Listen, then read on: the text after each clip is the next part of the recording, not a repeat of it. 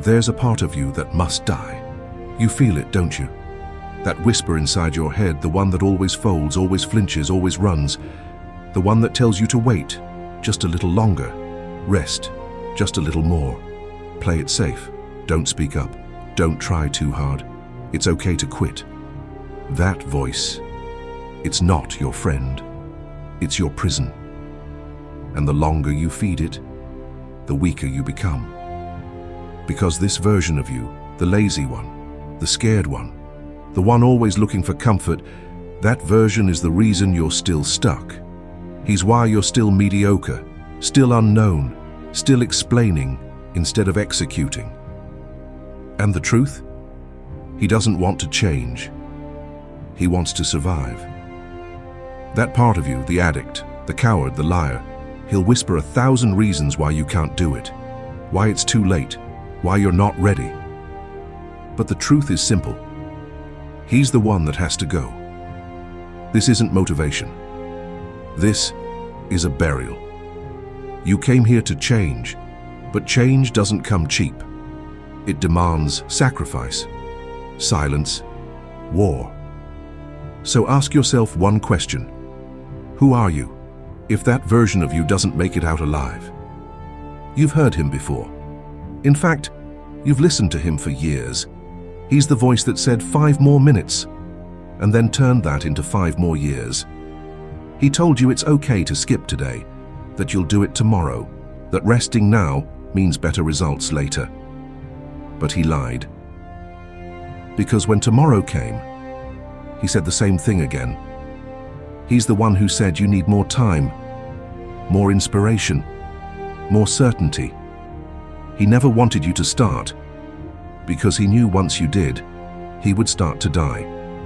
So he feeds you distractions, floods your head with noise, tells you rest is productive, that pleasure is freedom, that quitting is self-care. But deep down, you know, he's scared. Because once you move, once you write, build, speak, train, face the mirror, he loses power. Not think about it, not talk about it, not prepare for it. Do it.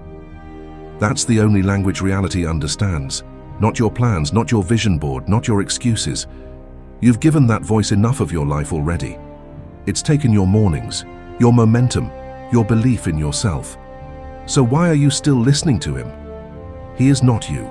He is the shell you retreat into when the world gets too real, too painful, too honest. And every time you obey, you bury the version of yourself that could have been something more. It's not just the voice that stops you. Sometimes it's the story. You don't even realize you're saying it. It's in the way you speak about yourself, to yourself. That's just not me. As if your identity was written in stone. As if who you are now must always be who you'll be tomorrow. These aren't just excuses. They're cages. Invisible walls you built, brick by brick, from past failures, other people's opinions, and your own comfort. Marcus Aurelius understood something most never do. The thing in your way is the way. That fear, that weakness, that "I'm not that type of person" story. That's exactly what you must walk into. What you avoid is what defines you. Not because of the result, but because of the transformation it demands. It wasn't your story to begin with. It was inherited, absorbed, learned. And now, it's running your life. But if you can write that story, you can write a new one. You've told yourself the wrong narrative for long enough. The question is, what happens when you stop repeating it and start replacing it? Because the man who says he is broken remains broken. The man who says "I rise" begins to. He doesn't hate you. In fact, he thinks he's protecting you. The version of you that must die, he just wants to be safe. He whispers in the moments when you're about to break free. When you're reaching for the cold water at 5 a.m. When you're about to speak up, so push harder, take that first terrifying step. He pulls you back. It's okay to rest. You've done enough. You deserve it. He offers comfort, pleasure, validation. He tells you what you want to hear and calls it self-care. But he lies, because comfort without confrontation is decay. He will convince you that your anxiety is reason enough to stop, that your doubt is proof you're not ready, that your pain is permission to quit. He will beg you to stay invisible, unseen, unheard, untested. He's soft, he's scared, he's seductive, and he's been in charge for far too long. That voice, it's not your intuition, it's your prison. He's the one who hits snooze, who scrolls endlessly because facing the silence is unbearable. He's the reason you look in the mirror and feel the ache of everything you could have been. He's not evil, but he's dangerous. Because if you listen to him long enough, you'll wake up at the end of your life having never met the man you could have become. And here's the truth, he hopes you never realize. He doesn't want to die. He wants to live through you, to cling to you, feed off you, keep you numb, distracted, and mediocre. He wants to survive. Because the moment you choose pain over comfort, discipline over dopamine, purpose over pleasure, he starts to starve. He starts to disappear. He wants to live. You must kill him. Time, it doesn't announce its theft. It slips away quietly like smoke through your fingers. And one day you look back and realize you were never running out of time. You were just wasting it. He told you there'd be more time later. You're still young. You'll start tomorrow. Next year will be different. He said it so many times. You started to believe him. But tomorrow becomes a graveyard for ambition, and someday is where your dreams go to die. You kept scrolling, kept numbing, kept waiting for the right time. And what do you have to show for it? The book you never wrote, the business you never built, the apology you never gave, the body you never trained, the version of yourself you never met. And maybe you think that's not a big deal, because you're still breathing, right? Still here, still surviving. But you didn't come here to survive. You were built to create, to build, to change, to fight. And instead, you made peace with stagnation. I've seen it before. The man who reaches 60 and realizes he traded fulfillment for comfort. Who wakes up surrounded by things, but empty inside. He says, I don't know where the time went, but he does. He buried it, under indecision, under fear, under routine. Every day, he let the weaker version of himself call the shots, and now he's a stranger to his own potential. It is not that we have a short time to live, but that we waste much of it. Seneca, you don't run out of life. You leak it. 5 minutes here, a Netflix binge there, a decision postponed, a goal abandoned. And every moment you choose comfort over courage. You're writing a story you'll regret reading, not because you failed, but because you never even tried. Do you want to know what real pain is? It's not losing. It's watching someone else live the life you know you could have had. If you just tried. It's hearing your younger self scream from inside you, asking why you never showed up. It's carrying potential like a corpse on your back. And it never gets lighter. You think the cost of change is too high. Wait until you see the cost of staying the same. There are only two kinds of pain that shape a life: the pain of discipline and the pain of regret. Discipline is the sting of saying no when comfort begs you to say yes. It's the ache in your muscles at 5 a.m. when the world is still asleep. It's the silence that greets you when you choose focus over distraction. It burns, yes, but only for a moment. Discipline is temporary, but regret is a ghost that follows you to your grave. Regret doesn't show up all at once. It waits, waits until it's too late to change. And then it whispers, "You could have been more." You could have moved when fear told you to stay still. You could have spoken when your voice shook. You could have acted when everything in you begged to delay. But you didn't, and now you carry the burden of what if. You see, discipline hurts now, but it pays later. Regret feels easy now, but it collects interest every day of your life. You skip the workout today, it's painless. You sleep in 1 more hour? Feels good. You avoid the uncomfortable conversation, you feel safe. But it builds quietly. Each moment you abandon discipline, another brick is laid in the house of regret. Discipline is a tax on your excuses, but regret is a tax on your soul. It won't hit you all at once. It never does. It's the job you never applied for, the skill you never mastered, the love you never fought for, and the man you never became. Regret is subtle until it isn't, until you're alone, sitting with memories that feel like mirrors. And all you can see is the man who didn't try. Discipline is hard, yes, but at least it leads somewhere. It hurts now, but it builds muscle. It builds trust in yourself. It builds freedom. Regret is easy, at first, but eventually it devours you. There is a death no one talks about, a kind that leaves no blood, no body, and no funeral. But it's real, it's silent, and it happens every single day. A man wakes up and doesn't know who he is anymore.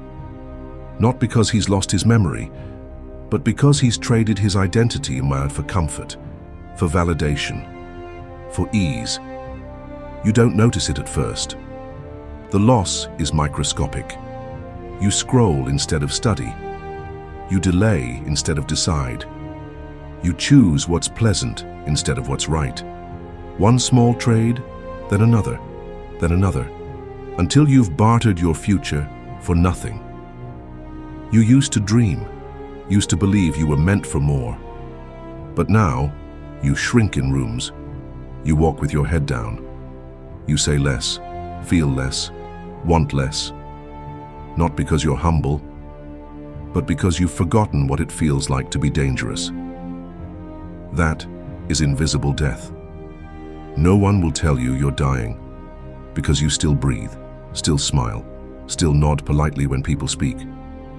But inside, the part of you that was meant to lead, to build, to speak, to act, it's gone, starved to death by softness.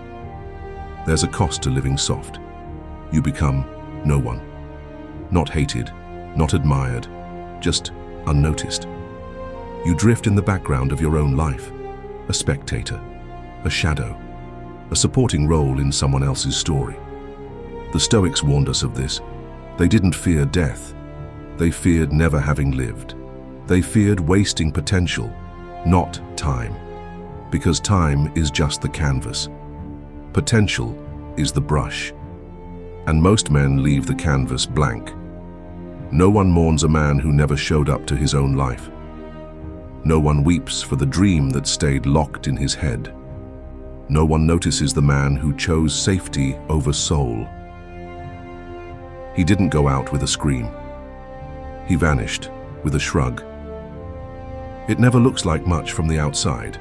No dramatic explosion, no crowds cheering, no inspiring music.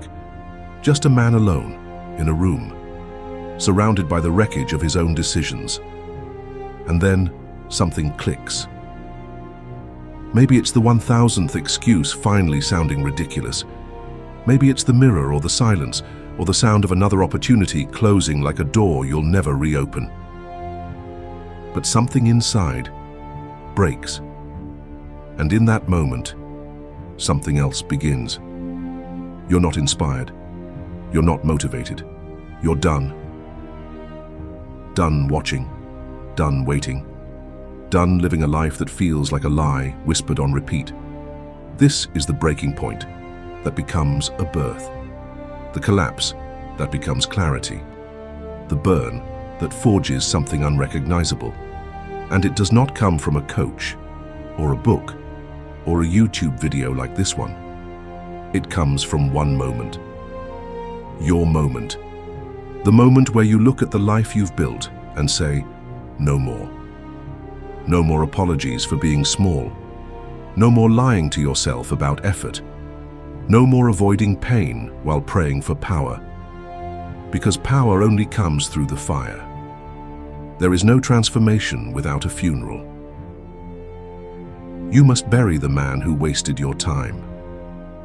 You must kill the version of you that chose pleasure over purpose.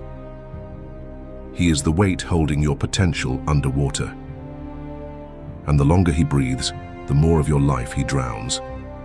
What would it take for you to finally change? Not tomorrow, not after this video.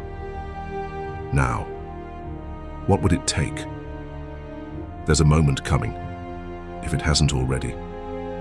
You'll be alone, no one watching, no music, no motivation. Just the weight of your choices and the question that matters. Is this who I really am? If the answer is no, then don't blink, don't scroll, don't sleep. Stand the hell up, because that pain in your chest, that's not failure. It's the beginning. You've made the decision, or at least you think you have. But the moment you declare war on your old self, he doesn't disappear. He fights back. Because change isn't a switch, it's a siege. A long, brutal battle inside the walls of your own mind. And the enemy knows you well, and because the enemy is you, the old you doesn't argue with facts. He whispers stories. You've tried before. This won't last. You're not built like them. Just once more won't hurt. He knows every weak point, every excuse that's worked before, every button to press. You feel it every morning your alarm goes off and you reach to silence the day. Every time the cold hits your skin and you retreat. Every workout you postpone, every hard conversation you dodge. That's not life happening to you. That's war. That's the battlefield of identity. Two voices, two selves, and only one can walk out alive. One wants comfort. The other wants freedom. One wants to be liked. The other wants to be remembered. One says, be careful. The other says, be relentless. In that moment, your future is decided.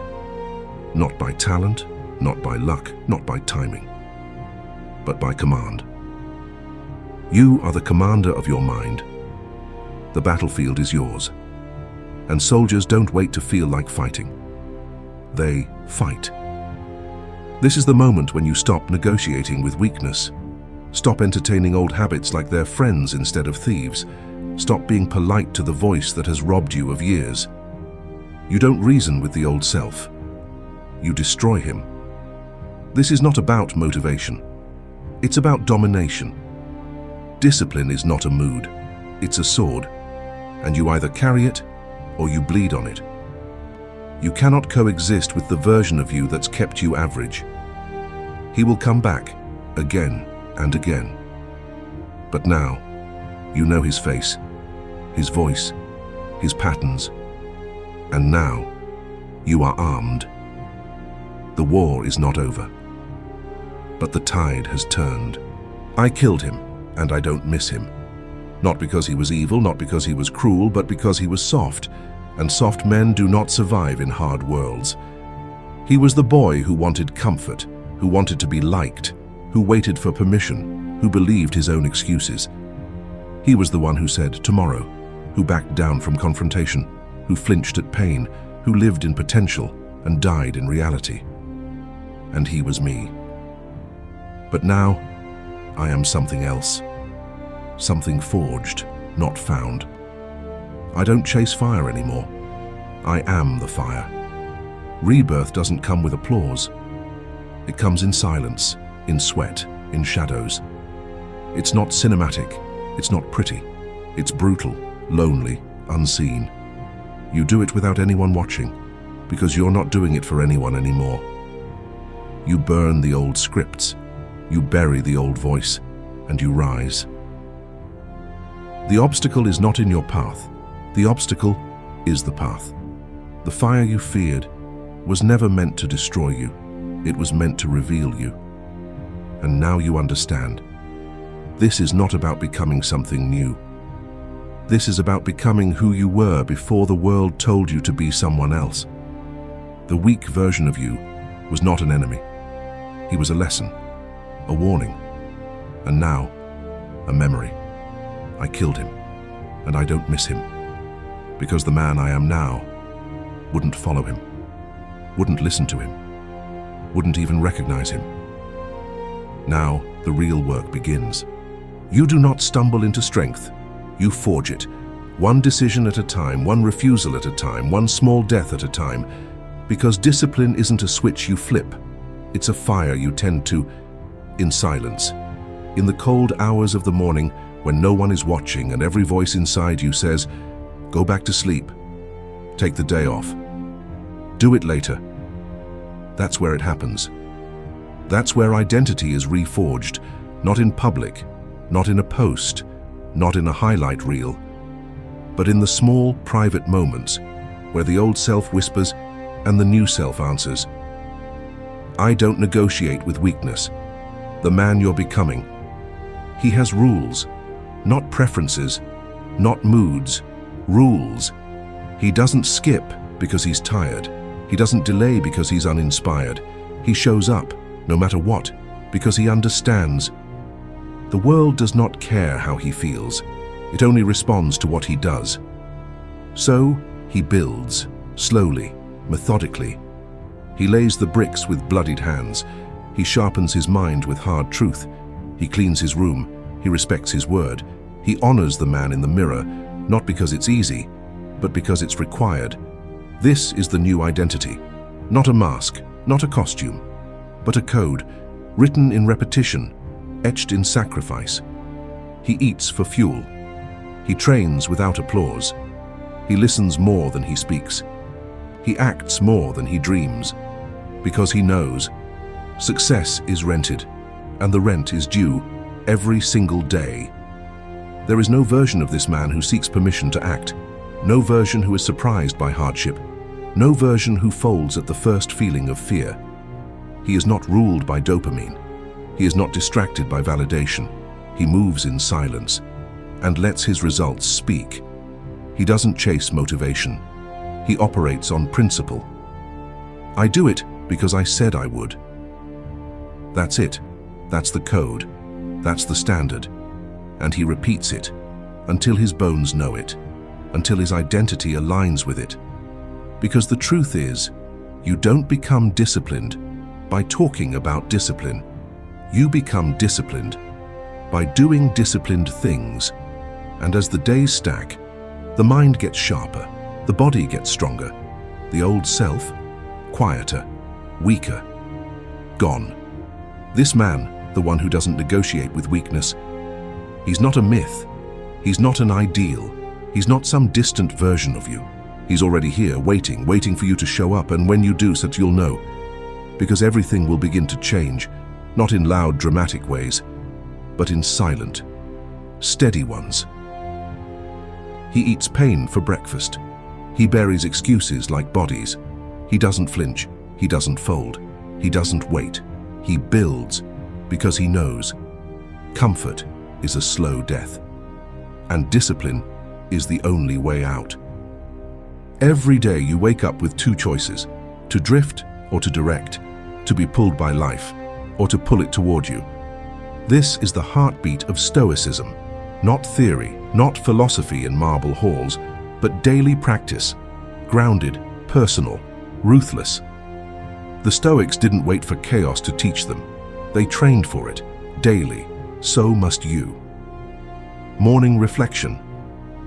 You rise before the noise, before the dopamine, before the world's agenda can infect your own. You sit in silence and you ask yourself, what kind of man will I be today? Will I shrink when pressure mounts? Will I seek comfort instead of challenge? Will I act from emotion or from principle. You don't lie, you don't fantasize. You look straight into your weakness, and you prepare for it, because the Stoics knew. He who sweats more in training bleeds less in war. Journaling. This is not diary writing. This is weaponization of the mind. You write to see, to observe the chaos within you before it becomes chaos around you. Seneca wrote, "We suffer more in imagination than in reality." So you empty your imagination. You trap your fears on the page. You dissect your desires. You ask, "Do I need this? Or was I just told I should?"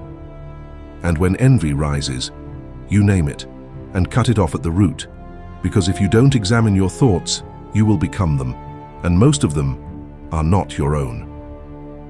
Voluntary discomfort. No luxury prepares you. No softness makes you sharp. That's why they practiced cold baths, fasted from food, slept on the floor, not to prove something, but to remind themselves that they could lose everything and still remain. Epictetus said, "Wealth consists not in having great possessions, but in having few wants." You train discomfort like a muscle. You walk when you could drive. You work when you could scroll. You choose silence over stimulus, because discipline is a man who denies himself, and in doing so, finds himself. Daily Stoicism is not a religion. It's a resistance to passivity, to noise, to the illusion of control. It is choosing to be ruled by your mind, not your mood. It is starting each day with the end in mind. Memento mori.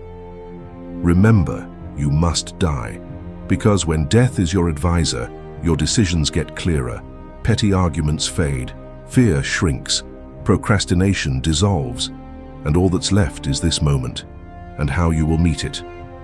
Marcus Aurelius wrote in his journal, "You could leave life right now. Let that determine what you do, say, and think." He was emperor of Rome, and yet he wrote, like a man at war with himself, because he was, as are you, every day. And this daily battle, this inner campaign, is not won with ambition, it's won with alignment. Who you are and what you do must match. That is what journaling reveals. That is what silence strengthens. That is what discomfort sharpens. The Stoic doesn't hope to change. He plans for it. He lives by design, not default. He builds scaffolding around his discipline and burns the bridges to his weakness. He doesn't wonder if it'll be hard. He expects it to be hard, and he prepares accordingly. Daily Stoicism is not just reflection, it is rehearsal for adversity, for loss, for temptation, for death. So when it comes, he does not flinch, he does not fold, he does not forget who he is. This is your practice. This is your training. Each morning, rise with intention, write with honesty, suffer on purpose and repeat. Because the man who lives stoically dies with nothing left unsaid and nothing left undone. That is what it means to become unbreakable. Suffering, the one thing most men run from, the one thing that no man escapes. But here's the difference.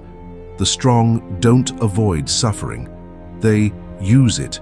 They treat pain like iron, bent, forged, tempered, not a curse, but a crucible.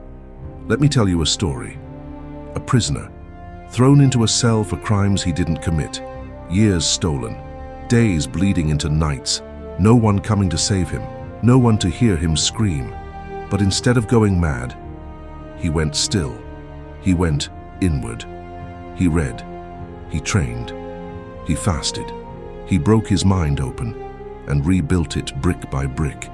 He came out harder than the men who put him there. They thought they buried him. They didn't know he was a seed. That strength in suffering, a soldier. Every morning before dawn, he ran, waited, cold, silent, not for glory, not for applause, but because he knew. War doesn't wait for comfort. He lost friends. He lost hearing. He lost pieces of himself in places most will never pronounce. But he gained something too.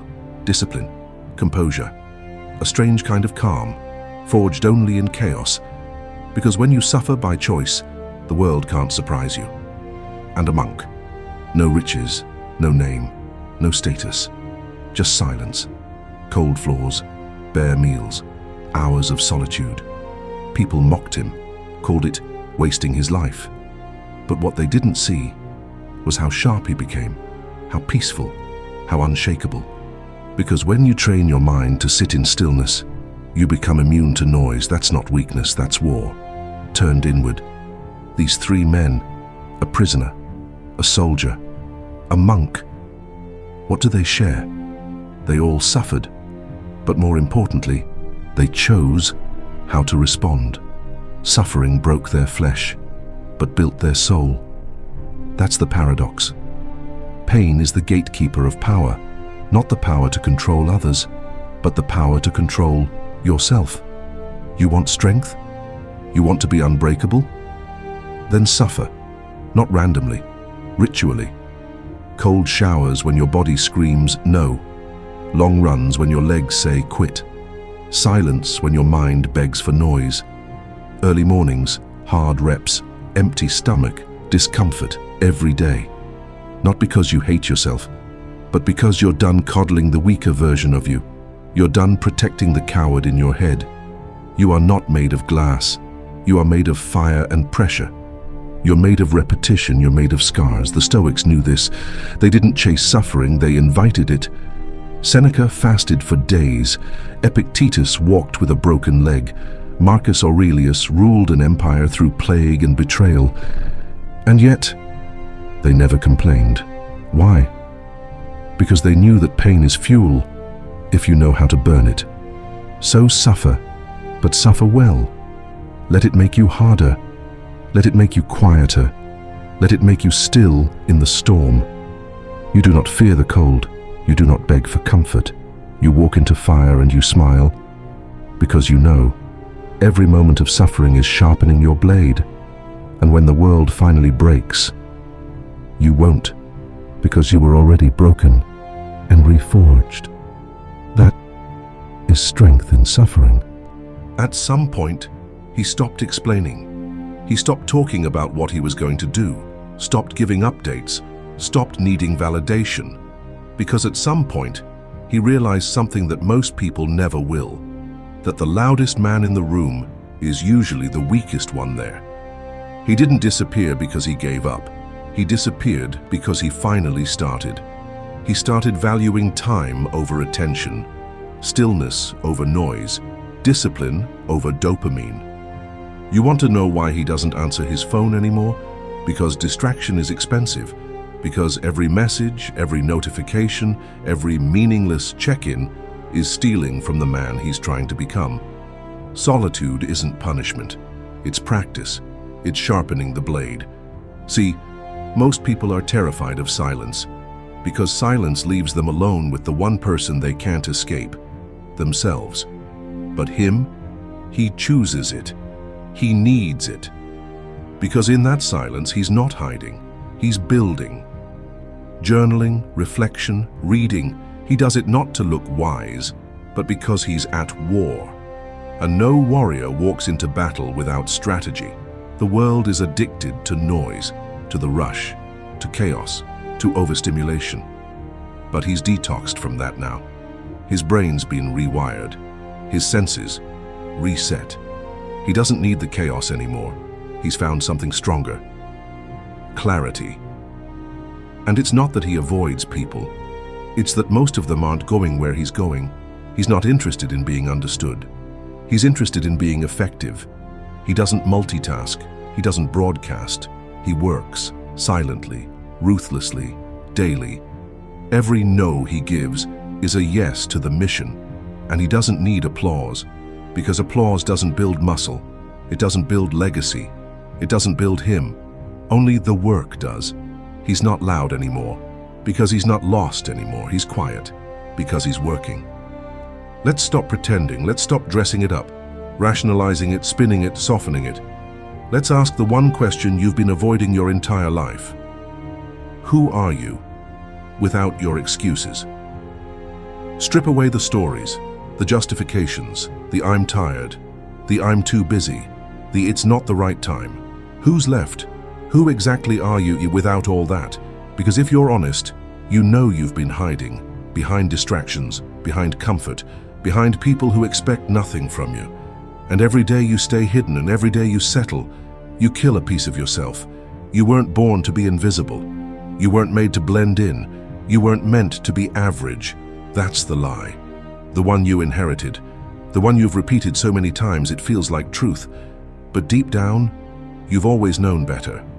There's a version of you that doesn't fold, doesn't hide, doesn't wait for permission. He doesn't beg the world to change. He becomes the kind of man the world can't ignore, but he's not handed to you. You have to build him. In silence, in pain, in discomfort, in the moments when quitting would be easier, but you don't. This isn't about motivation. This isn't about hype. This is war. War against laziness, against distraction, against the soft voice in your head that keeps selling you small. And here's the part no one wants to say. No one is coming to save you. Not your parents, not your friends, not the algorithm, not a miracle, just you and the decisions you make every day when no one's watching. It's going to be hard. You will fail. You will fall short. You will want to give up. But that's the point. Growth is not safe. Discipline is not easy. Greatness is not comfortable. It's forged through fire, through repetition, through an obsession with becoming unrecognizable from who you used to be. So I'll ask you again, not as a motivational question, not as a social media quote, but as a mirror. Who must you become to never go back to this version of you again? The tired one, the excuse maker, the man with potential and no results. Who must you become to bury him, to replace him? There's only one answer. The man you were always meant to be. The one you forgot, the one you buried, the one who's been waiting. And he's still there, he's not dead, he's dormant, and now it's time to wake him up. Because your excuses have had enough of your life. It's time to take it back. Every transformation begins with a funeral, not for someone else, but for you. For the version of you that brought you here, the one who made the excuses, hit snooze, broke promises, talked a big game, and never showed up. That version, he doesn't get to follow you into the next chapter. There comes a moment where you have to decide, enough. No more rewrites. No more second chances for the version of you that's wasted years. No more safety nets for the coward inside your own head. Burn it. Not for drama, not for a TikTok trend, but because it's over. That journal, it's not paper. It's memory. It's patterns. It's pain. And you're watching it disappear. That's the point. You don't get to carry old weight into a new life. Then there's this screen, this black mirror that's stolen your time, your discipline, your attention span, your identity. Break it. Because this is the altar where too many men have sacrificed their potential. Now the silence, it feels different, heavier, final. Because for once there's nothing to check. No dopamine drip, no distraction. Just you. You and the consequences of every decision you've made up to this exact second. This is not symbolic. This is real. You're burying a man, not with flowers, but with shame and wasted years and the noise of everything you'll never allow again. You may never get applause for this. There's no celebration here, no crowd, no likes, just a reckoning. But it's necessary, because resurrection only follows death. And now, you don't go back. You don't check the ashes. You don't text the past. You don't mourn someone who was holding you back. You walk away, not with regret, not with nostalgia, with resolve. He's gone. And that's the best thing that's ever happened to you. Because now, there's space. Space to become the man who never needed saving. There's a part of you that must die. You've heard that line before, but now it carries weight because we've been there. We've stood at the edge of comfort and chose the fall. We've watched weakness crawl from the shadows, begging for one more chance. One more morning, one more excuse, and you didn't give it. You made the harder choice, the quieter choice, the one no one claps for. This journey we've walked together, it wasn't motivation, It was mourning. Mourning the man you could no longer allow to live inside you. Because you know now. Comfort is a cage. Excuses are parasites. Time is bleeding. And every second you delay, you let him win. The lazy one, the distracted one, the one who talks but never moves. He's clever, that one. He'll whisper to you again tomorrow, tell you it's okay to rest, to skip, to slip. And it'll sound reasonable. It always does. But now you know. That voice is a liar. It's weakness in disguise. It's the slow poison of your future. So when that whisper comes again, you answer with silence.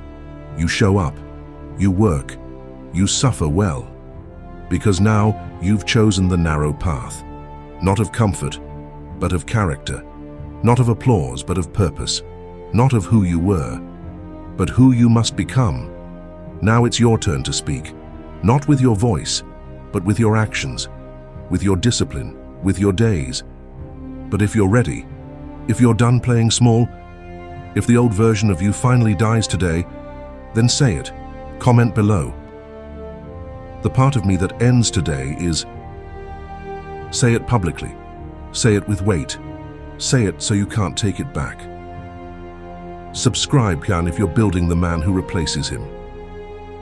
Not because it's trendy, not because it's a button, but because it's a signal, a vow, that you're done being average, done being soft, done wasting time, that you're building something unshakable, brick by brick, scar by scar, silence by silence. There's a part of you that must die. Let him.